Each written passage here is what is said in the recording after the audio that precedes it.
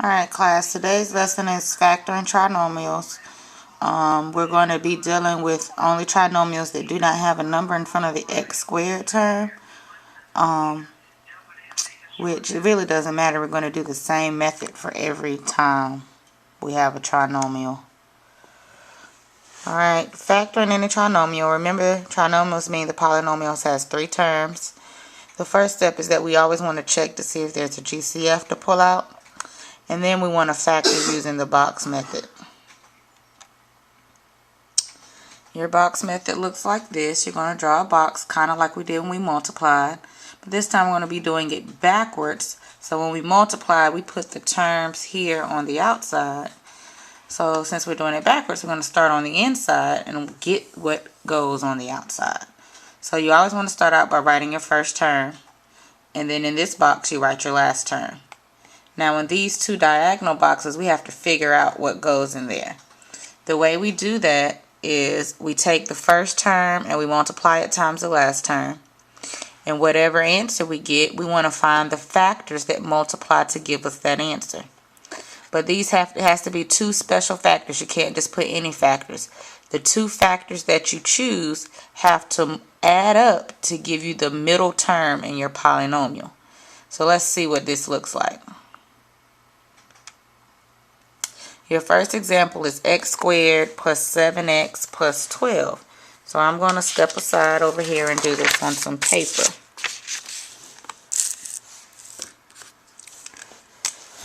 You have x squared plus 7x plus 12.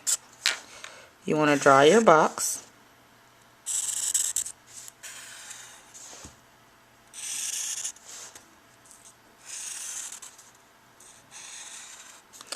In the first box you put x squared.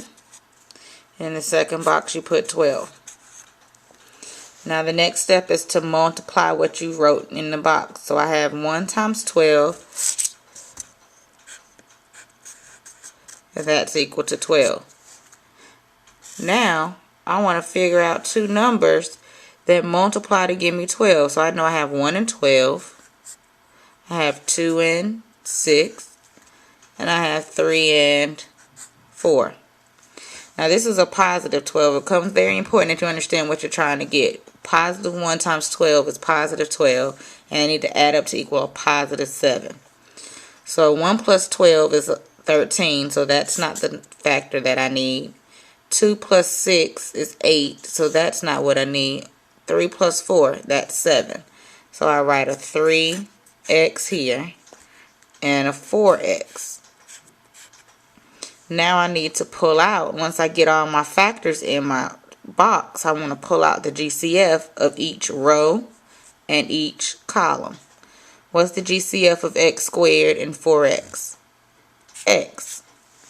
What's the GCF of 3x and 12? A positive 3. Going in my columns, what's the GCF of x squared and 3x? X. And what's the GCF of 4x and 12? 4. So my factors are x plus 3 times x plus 4. Now how do you think I can check my work to make sure that it's right? Multiply back out. If I were to multiply these, I should get the answer that I'm in the problem that I started with. X times x plus 4 plus 3 times x plus 4. X times x is x squared plus 4x plus 3x plus 12. When I combine my like terms, I get x squared plus 7x plus 12. Means I did the problem correctly.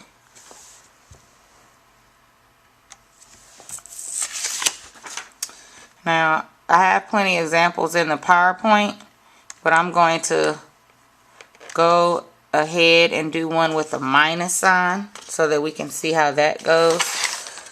The next problem is d squared minus 17, d plus 42.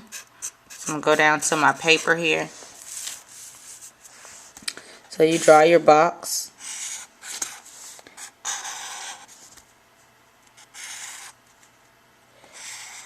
Oh, and the last problem, I forgot to check if there was a GCF because I already realized that it wasn't. But is there any number that you can pull out other than 1? Absolutely not.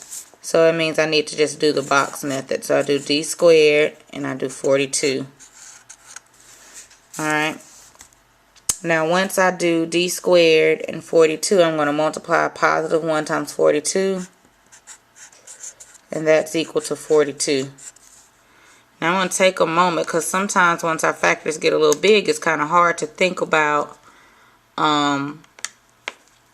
what the factors are that we need to get to multiply. But our calculator can be helpful to us in figuring this out. Let me pull it up for just a second. Alright, what you want to do on your calculator, and I don't know if you can see this very well, is you want to go to your y equals button. And because we know that we need a number that multiplies to give us 42, we're going to do 42 divided by x. That's what we want to type in our calculator. Alright, and then once you get that in your calculator, you want to hit second, and you want to go to your table. Now in your table, you have all of the factors that multiply to give you 42. Of course, we want whole number factors. We don't want anything that is a decimal. So then you can look in your table and find the two that add up to equal negative 17. So it has to multiply to be a positive, but add to be a negative. So we should already see that we need 2 negatives because 2 negatives multiply to give us a positive, but they add to give us a negative. So I'm thinking we have negative 3 and negative 14. Those are going to be our terms. So back to your box. Negative 3D, negative 14D. Alright, now listen carefully. You're going to pull out your GCF. D squared and 3D is positive D. Now to get your sign right when you use the box method, whichever box that's in the front, that gives you the sign that you need to put in front of the number. Negative 4D plus 42. The GCF is negative 14. Alright. D squared and D is D. And negative 3D and 42 is negative 3. Alright. So then your factors are D minus 14 times D minus 3. Now I know this can be confusing, but once you get used to doing the method, it kind of gets easier and easier. Make sure that you remember this calculator rule. I really like this. One of my students actually showed this to me in applying how to find some of the factors. Now let's go back and do one more example. Right here, p squared minus 3p minus 40. P squared minus 3p minus 40. Alright, so I've written it down on my paper. You want to do the box method. Sorry for all the camera movement.